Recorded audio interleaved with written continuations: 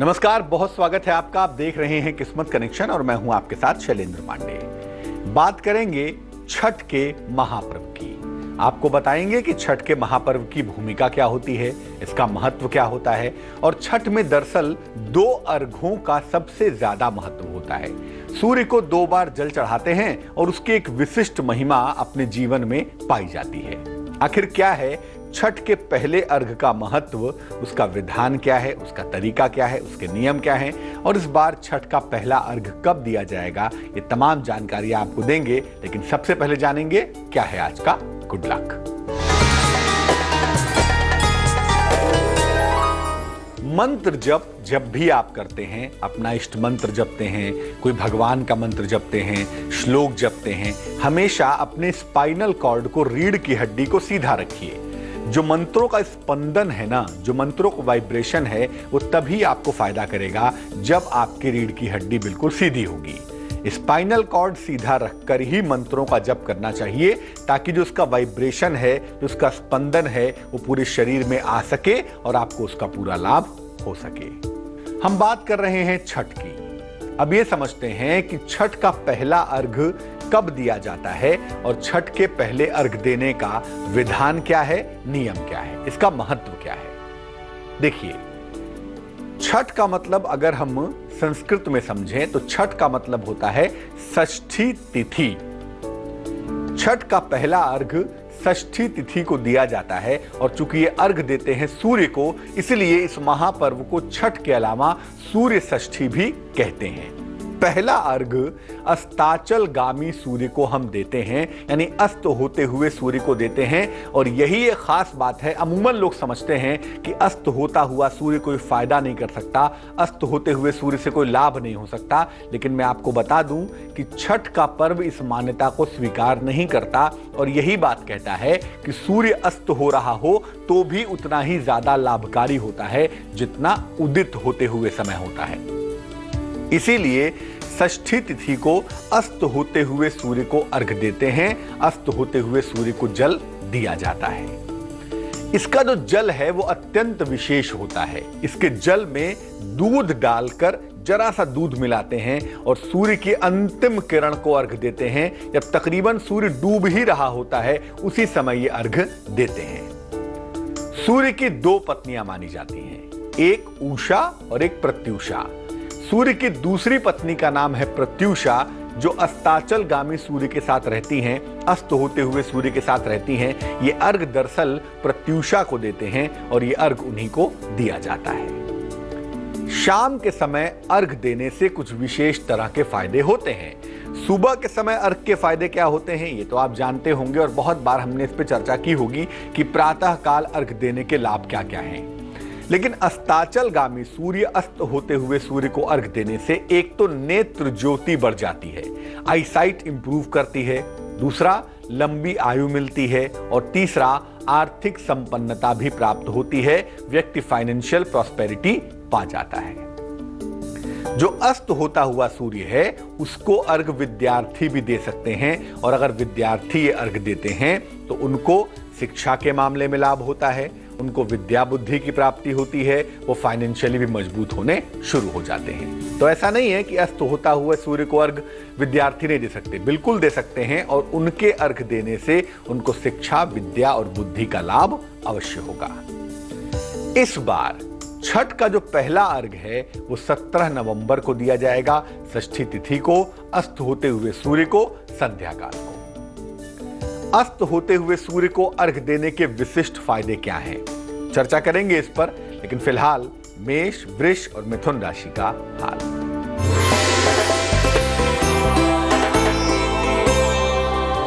मेष राशि, संपत्ति के मामले में तमाम तरह की चिंताएं दिखाई दे रही हैं, शांति बनाए रखिएगा।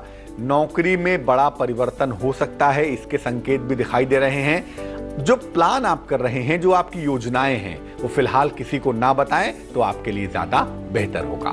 शुभ रंग आपका हरा होगा और भाग्य आपका साथ निभाएगा 65%।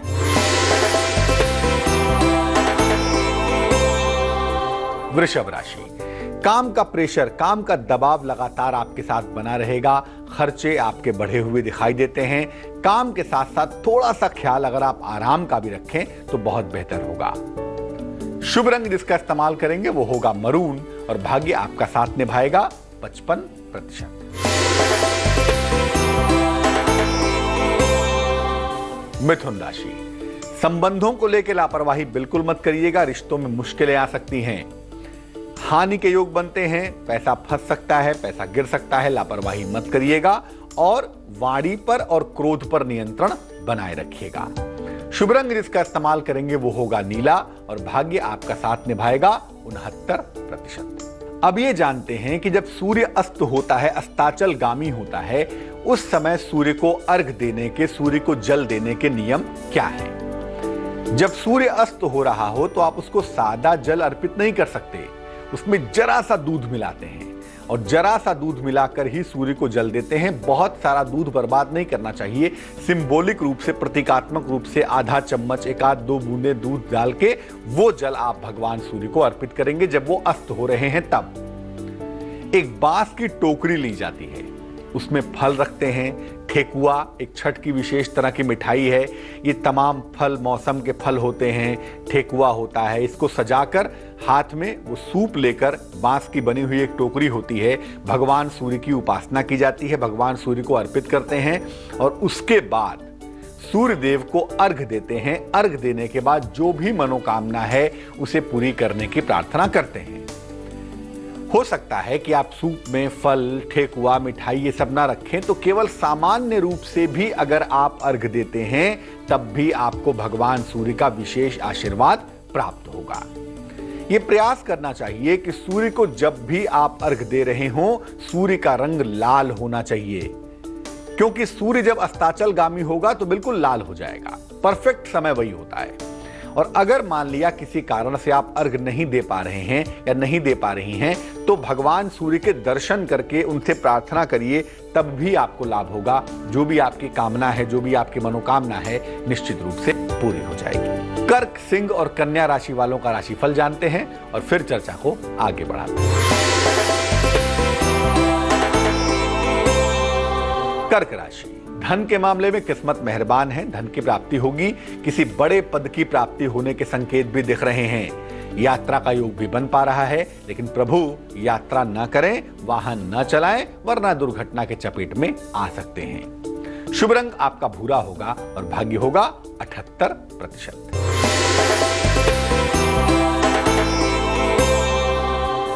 सिंह राशि, कोई बड़ा काम बिगड़ सकता है। इस समय लापरवाही के परिणाम गंभीर होंगे। सेहत को लेकर हालांकि चीजें थोड़ी बेहतर होंगी, थोड़ी इंप्रूव करेंगी। जीवन साथी की सलाह लेकर ही अगर कोई काम आप करें तो बहुत सारी मुश्किलों से बच जाएंगे। शुभ रंग आपका होगा आसमानी और भाग्य होगा 83%।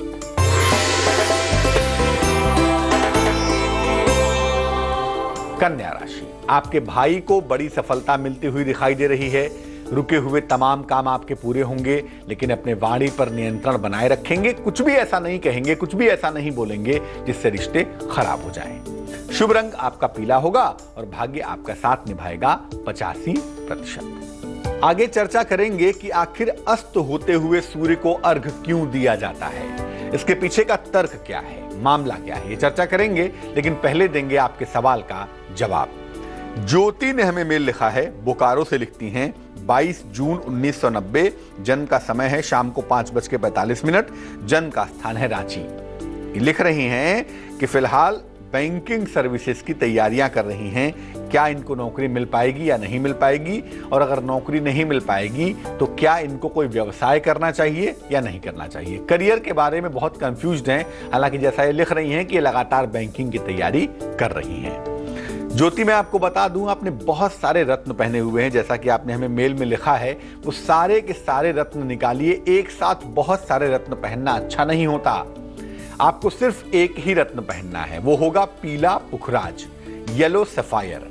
पीला पुखराज, 6-7 रत्ती का पीला पुखराज सोने या पीतल की अंगूठी में, दाहिने हाथ की तर्जनी में, इंडेक्स फिंगर में, इसको पहन लीजिएगा बृहस्पतिवार को प्रातः। रोज सुबह भगवान सूर्य को जल चढ़ाइए। जल में थोड़ी सी हल्दी मिलाएंगी और जल चढ़ाने के बाद भगवान सूर्य के सामने खड़े होकर आदित्य हृदय स्तोत्र का हिंदी में या संस्कृत में पाठ करेंगी।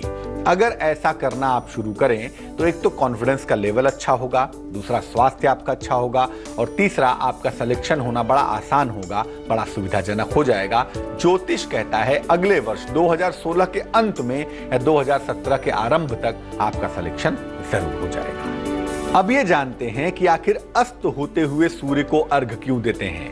बहुत सारे लोग कहते हैं कि अस्त होता हुआ सूर्य अच्छा नहीं होता, उसके दर्शन नहीं करने चाहिए, उसके साथ फोटो नहीं खिंचवानी चाहिए वरना आदमी का देहांत हो जाता है। ऐसा कुछ भी नहीं है। हिंदू धर्मशास्त्र की अगर हम बात करें तो हम त्रिकाल संध्या की बात करते हैं। हम 3 समय सूर्य को मुख्य रूप से पूजते हैं, एक प्रातःकाल, एक मध्याह्न यानी दोपहर में और एक सायंकाल। 3 समय सूर्य विशेष रूप से प्रभावशाली होता है। प्रातः काल अगर आप सूर्य की आराधना करें तो आप स्वास्थ्य को बेहतर करेंगे, आपका स्वास्थ्य बहुत अच्छा होगा।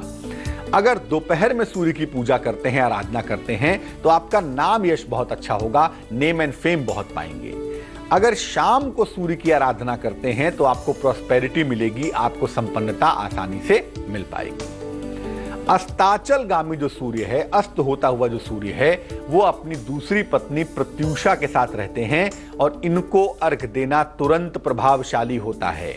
खास तौर से जिन लोगों को जीवन में संपन्नता चाहिए, जिन लोगों को समृद्धि चाहिए, जो लोग अस्ताचलगामी सूर्य की उपासना करते हैं, उन्हें जीवन में धन का अभाव कभी नहीं होता।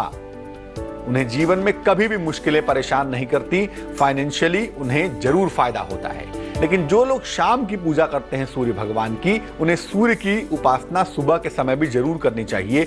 अस्ताचलगामी सूर्य की उपासना करने वालों को प्रातः काल भी सूर्य की उपासना करनी चाहिए। तो छठ पर पहला अर्घ दिया जाता है संध्या काल को, अस्ताचलगामी सूर्य को। इस चर्चा को आगे बढ़ाएंगे, लेकिन फिलहाल बात करते हैं तुला, वृश्चिक और धनु राशि की।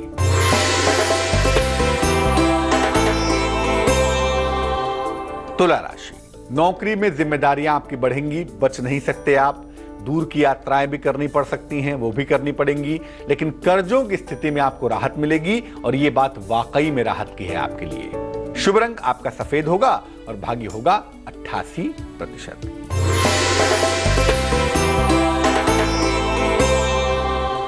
वृश्चिक राशि, मनचाहा स्थान परिवर्तन होता हुआ दिखाई दे रहा है। कहीं घूमने जा सकते हैं, ये संभावना भी बन पा रही है।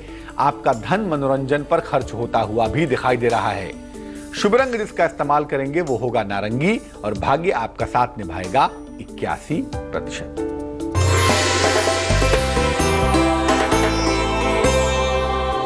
धनु राशि, आपका दिन आलस्य से भरा हुआ दिखाई देता है। परिवार में आपके खुशहाली आती हुई भी दिखाई दे रही है। संतान प्राप्ति के सुंदर योग भी बन पा रहे हैं। शुभ रंग जिसका इस्तेमाल करेंगे वो होगा लाल और भाग्य आपका साथ निभाएगा 75%। अब ये जानते हैं कि किन किन लोगों को अस्ताचलगामी सूर्य को अर्घ जरूर देना चाहिए। अस्त होते हुए सूर्य को अर्घ किन लोगों को देना बहुत जरूरी है। पहला, जो लोग बिना किसी कारण के मुकदमे में फंस गए हैं, बिना किसी कारण के किसी विवाद के शिकार हो गए हैं, ऐसे लोगों को छठ महापर्व पर अस्त होते हुए सूर्य को अर्घ जरूर देना चाहिए। जिन लोगों का कोई भी काम सरकारी विभाग में अटका हुआ है, तमाम प्रयासों के बावजूद काम नहीं हो पा रहा है, उनको भी अस्त होते हुए सूर्य को अर्घ जरूर देना है। और जैसा आपको पहले भी बताया कि अस्त होते हुए सूर्य को अर्घ इस बार 17 नवंबर को दिया जाएगा। जिन लोगों के आंखों की रोशनी घट रही है, उन्हें भी अस्त होते हुए सूर्य को अर्घ जरूर देना चाहिए। जो लोग लगातार पेट की समस्या से, पाचन तंत्र की समस्या से परेशान रहते हों, उन्हें भी अस्त होते हुए सूर्य को अर्घ देना चाहिए ताकि उनका स्वास्थ्य बेहतर हो जाए। जो विद्यार्थी, जो स्टूडेंट्स बार बार परीक्षा में असफल हो रहे हों, बार बार परीक्षा में फेल हो रहे हों, उनके लिए भी अस्त होते हुए सूर्य को अर्घ देना बेहद अच्छा होता है, बहुत शुभकारी होता है। चलिए अब जानते हैं मकर, कुंभ और मीन राशि वालों का राशिफल।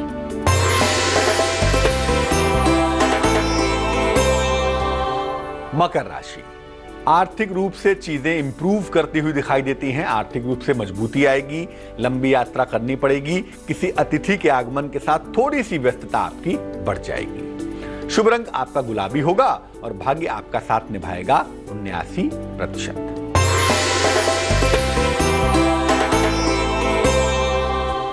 कुंभ राशि, काफी व्यस्तता दिखाई दे रही है। पुराने लोगों से आपकी मुलाकात भी होती हुई दिख रही है।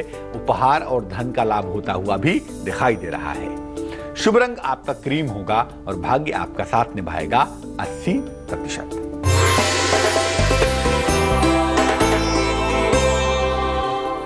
मीन राशि, दौड़ भाग आपकी खूब बढ़ सकती है, तैयार हो जाइए।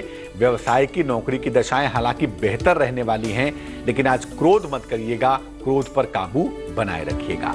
शुभ रंग जिसका इस्तेमाल करेंगे वो होगा धानी और भाग्य होगा 59%। तो छठ महापर्व में पहला अर्घ डूबते हुए सूर्य को देंगे और इस बार ये अर्घ 17 नवंबर को दिया जाएगा। तो कीमती मौका है, बड़ा अवसर है।